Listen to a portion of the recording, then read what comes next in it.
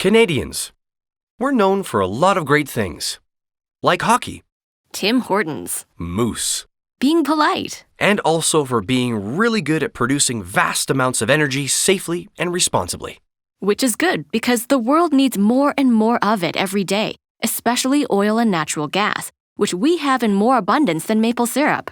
On a global scale, Canada is the 5th largest producer of natural gas in the world and the 6th largest producer of crude oil.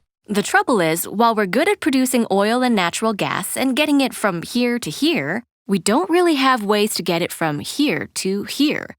This creates challenges in both supplying energy to parts of our own country and exporting it to global markets to help them meet growing energy demands. Which means we need to buy it from a lot of other places to supply the parts of our country we can't serve. And we sell it almost exclusively to the United States, who then sells some back to us at a premium.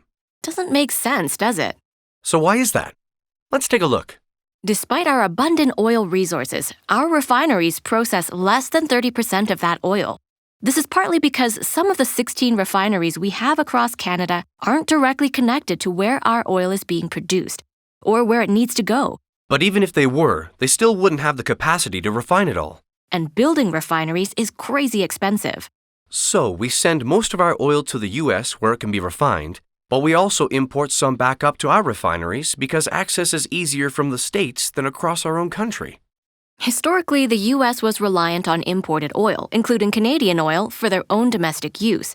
But with recent advances in horizontal drilling technology, they are now able to tap into their massive shale oil and natural gas reserves in a way they weren't able to in the past. In 2013, the US produced more oil than it imported for the first time in 20 years, and has since become the world's largest producer of oil and natural gas. While they're now expected to export more crude oil than they import by the year 2022, they continue to import over 3 million barrels per day from us. But why import so much if they already have so much? One of the reasons is an increase in demand, but it's mainly because a lot of their refineries aren't set up to process their lighter shale oil. They were built to refine heavy oil, like that produced from our oil sands.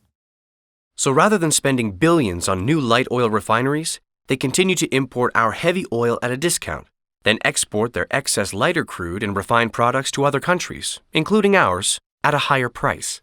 And the sudden influx of shale natural gas developed in the United States has decreased their need to import natural gas from Canada.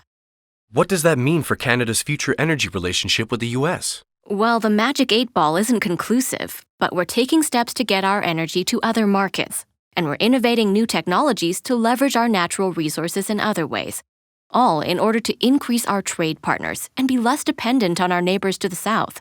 So, Canada's energy future is bright, and we can be a major supplier to the global market. Plus, we have poutine.